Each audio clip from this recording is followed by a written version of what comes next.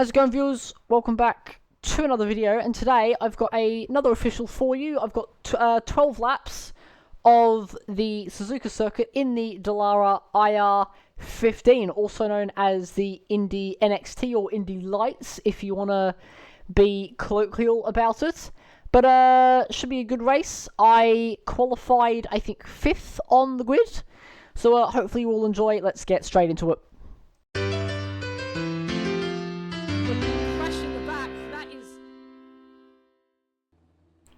Okay, everybody, here we are on the grid. We got a rolling start, which I didn't think we were getting. I thought these were standing starts, but oh well. Got a rolling start to do. I qualified 5th. I was like a second and a half, or I think it was 1.6 seconds off pole. So not amazing, but the field spread for this is absolutely huge. Pole did a 146.9. I think P13 did a 152 something, so there's about a 6-second spread across the entire field, which is pretty interesting. But it means that hopefully we should be fighting near the front of the field. Here we go. Safety car is away. We're going to get going.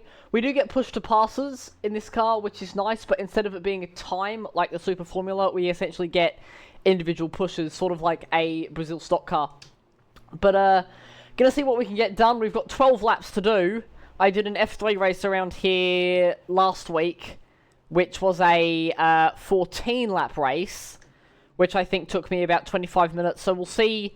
This should be a quicker race because these are about 4 seconds quicker than the fastest F3 times. So actually fairly close considering the differences. These have quite a lot more power than the F3 cars do, but we're gonna see what we can get done. Going to warm the tyres up a little bit, but these things are quite good at firing them up, so it's not a worry. We're just going to turn the tyres off. We do not get a fast repair in this race, which is something to note.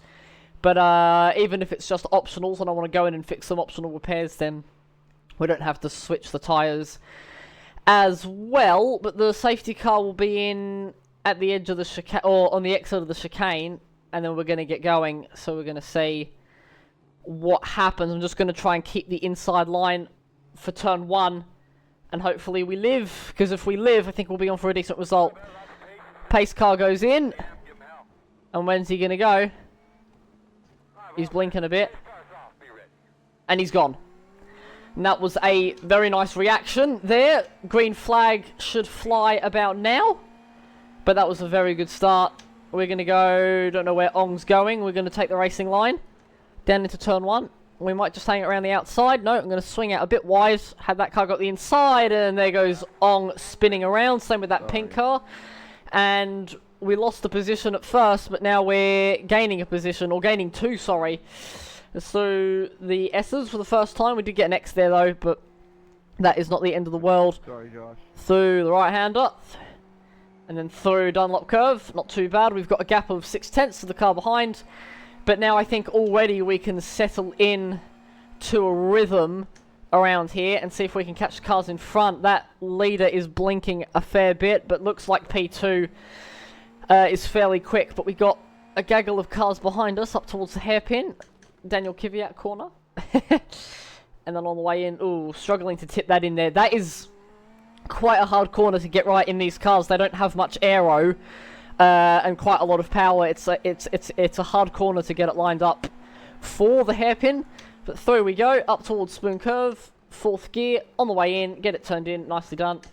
And then 3rd for the second part, just to make sure you get that rotation. And away we go, down the back straight towards 130R. Now 130R is flat, but if you clip that curb, it is gonna, pardon me, it is gonna absolutely murder you. So down towards 130R we go. Maybe just a tiny lift on cold tyres just to make sure we get through, but nicely done. And look at how much P2 has caught up with the leader already. I've just had a massive lock up there. There goes that. Whoa, hello. That is a a big corner cut from the blue car. That looks like an old it looks like an old Leighton House livery. But here comes P4. I'm gonna go sort of to the middle, like half defend, just to make sure he can't find his way past. But down into turn 1. And nicely done there. Going to keep that position. But it looks like the leaders are away. I think this is going to be the battle for the final podium spot through the S's. There is a crash behind, 2 cars off. That was the Leighton House guy and somebody else. But around the S's we go, so now we don't have to even worry about behind, just that 1 car. I was worried this was going to turn into a 4-car battle for the podium, but I don't think that is going to be the case anymore. Braking. Someone is apologising on the text chat, and down into Degner 2. Get it turned in as much as I can. Now, what I would like to happen, Patrick behind, I would like him to use up all his push to passes to try and get past. And if I can defend him while he uses it, then he'll obviously use them up, and then I will have some to play with. Basically, the goal is to keep Patrick behind me without using a push to pass, because the more I have at the end of the race will set us up very nicely for those last few laps through the left-hander of Spoon. And away we go again down the straight. 7/10 gap, but the slipstream is fairly OP in these cars, so you should be able to make that back up even without a push to pass into 130R. Oh, and you see it just gets a little bit light through there. Try not to lock up again into the chicane. That was a bit better there that time. And clip that curb on the left. And we gained just a little bit of time on Patrick through there. As down the main straight we go again. It's going to be a 49.4 lap time. Not too horrendous. And looks like the leaders are getting close to squabbling. 4th, 3rd. I really don't need to push too much at the moment. All I need to do is just keep it on the track. And we should be in for a decent result around the S's. This is the hardest part of the track, I reckon, in these cars with the lack of aero. It's just feels sluggish in some of these turn-ins, but it's not too bad. As we head up to Dunlop Curve again, I think that's the best line I probably could have taken. Seems to me that Patrick is a bit quicker than me in Sector 1. And then 6th down to 5th for Degner 1. And then down to 3rd for Degner 2. Get it turned in. Nicely done under the bridge. Not too bad there. He's caught us back up a little bit into the hairpin. Oh, get it turned in. Get it turned in. There you go. Feels like you're driving a cruise ship through there. Definitely feels like it. Like you just got nothing on the way into the hairpin under the Suzuka banner. We're on lap 3, so we're going to be a third of the way through this race when we cross the line. 4th gear into Spoon Curve. This is a pretty hard corner in just about anything. It's one corner I always struggle with, regardless of the car. Patrick seems to have cocked it up as well. Went a bit wide there in my mirror. And then down the straight towards 130R again. They are about a second apart in front. Hopefully they crash. And we'll be on for a win, because I will not be catching them otherwise. That was a bit sketchy. I got up on the curb there. So I don't want to be doing that. That's going to cost me quite a bit of time. Through we go. Through the final chicane. And then down the straight. Still haven't used a single push to pass, so we're absolutely chilling at the moment. On to lap 4. It's going to be a 49.8 for that lap, which isn't much better than what we've done previously. Down into turn 1. And then 3rd gear. Nice. That was much better than I did last time, so that is good. Into the first part, and then the second part, and then the third part. There you go. Nice. Just leaving it in 4th the whole way around. You don't need to shift at all. Even for Dunlop Curve, you can just leave it in 4th, so it's quite nice that you don't have to change gears for that whole sector. And away we go again. We're pulling out a nice gap over the car behind. 4th gear into Degner 1, because I didn't go up to 6th. And for Degner 2, nicely done there. So they seem to have about a 1.5 second gap between them for the lead. So I'm just hoping that they start squabbling, because the minute they do, they're going to lose a lot of time. You lose a lot of time in this car when you battle. So if they can if they can start doing that, that would be very nice, but we'll see how that pans out later. I've just got to keep the car behind me. But I seem to be a bit quicker than him at the moment, which is good. I really thought he would have had the upper hand, but doesn't look like it, which is nice. And oh, looks like George has made a mistake somewhere. It's going to cost him a bit of time, but I would like to get this race done as quick as I can. I have an essay to write about the globalization of diamonds in the modern world, so I would like to get that done. I've got that due at the end of next week. But I did say I would do one race before we got a yellow flag. Someone is off. I think that was... it was Robert. It was the leader. Robert has gone off the track. I wonder if he's got damage. We're not going to quite catch up to him. But it's going to cost him about 9 seconds worth of time. I wonder if they made contact. I don't think they did, because I haven't gained any time on Jorge. I don't know how you say that. George, we'll call him. But that gap is now down to 2.2 seconds.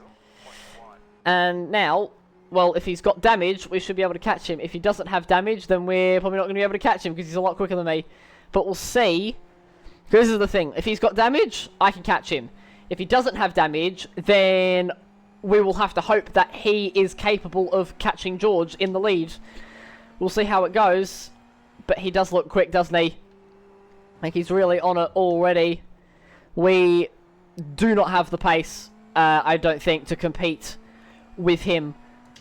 But if we can make a small inroad on George, then he will be making big inroads on George. Through the hairpin. Nicely done there. That was good. And away through the long right hand. I'm not sure what they call this section of the track before Spoon. It's just like a long, long right. That's where that Porsche ran over the barriers before the Grand Prix. Down into Spoon curve. Use that curb on the outside. It can just get you a little bit more rotation for the second part. And away we go again. Down the back straight. And it's a 3-second gap now to P2. So yeah, I think he is going to be catching slowly but surely. And you want minimum steering angle for Spoon. We've now got the gap to Patrick to 2 seconds. Down into the chicane again. Clip that curb. The one thing with the Indy Lights is they do take curbs quite well compared to other Formula cars, so you can kind of use them a little bit. But across the line, and we are 49 dead, so we're close to the 48s. Down into turn 1. But I really need P2 to start catching the leader. That's what we want. That's what we want. But is it going to happen? I don't know. Down into the left-hander here. Use that curb. Although, don't want to always be using that curb. And I just wonder. I wonder if they hit each other. Because, considering the gap, they can't have been close. So I think the leader just spun all on his own coming out of the coming out of the chicane. But might have to go and have a look at that later. Down to 5th gear for Degner 1. That is how you want to do it. And through we go. So the gap between them is 4.3 seconds, roughly. Or so. If I can get the leader back down to 7, then we'll know that he's really catching. And out of the hairpin we go again. 2.4 seconds now to Patrick behind. I don't think he's going to be too much of a threat unless I have a spin or mistake of sorts. Up towards Spoon. Down to 4th gear. Just like a quick downshift. Swinging out wide and then cutting it back in even more. 3rd and then powering down on the way out. So yeah, it's just under 4 seconds is the gap between P1 and P2. I've got a little bit of carpal tunnel in my foot. That hurts a little bit, but we are good. And see how I'm having to make those tiny little corrections through 130R. Really not ideal. Into first corner, into the chicane, sorry. Not the first corner. And then, oh, away we go. Lots of wheel spin there. So I haven't had that yet, but we're going to have to monitor. Definitely going to have to monitor that.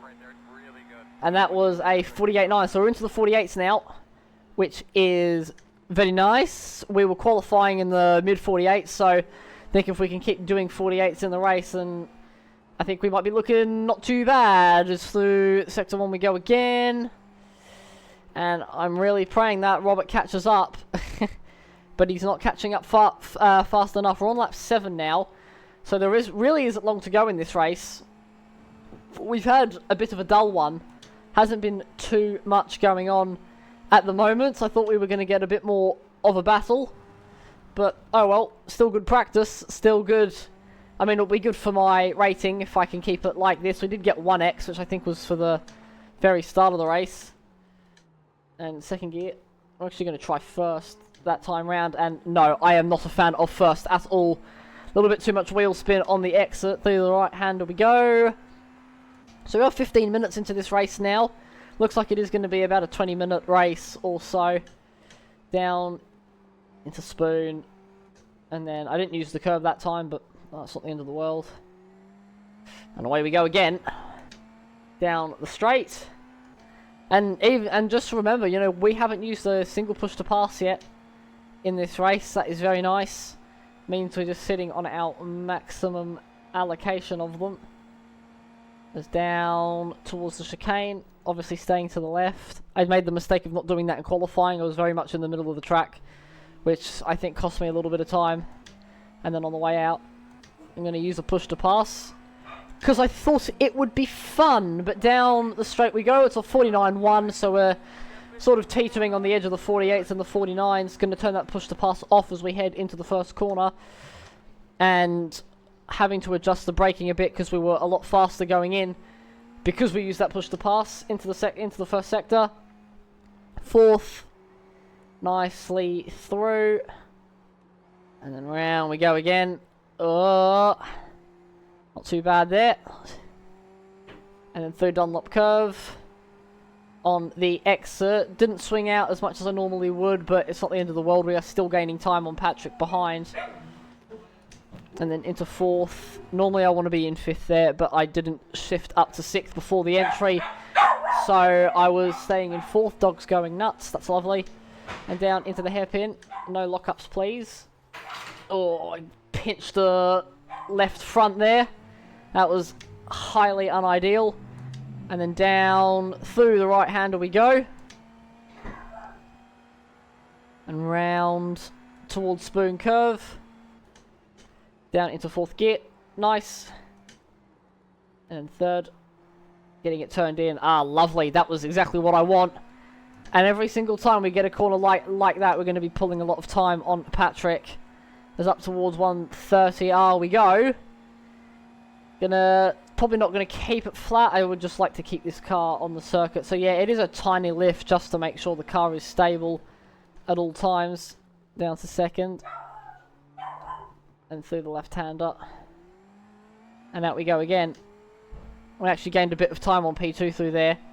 Interestingly enough, that was going to be a 49 flat. So yeah, I mean, at least, you know, we're not the quickest out on the track, but we are consistent. 4 laps to go now, though, so we're getting close to the end of this race. Down into first corner and turn 2 as well. Fourth gear. Through the right-hander. And then the left-hander. Get close to that curb. And then the right-hander. Get close to that curb as well. You actually want to use it a little bit if you can. And then get close to the apex on the inside. And away we go. But we've got some blinky bills at the moment. Robert is blinking all over the place.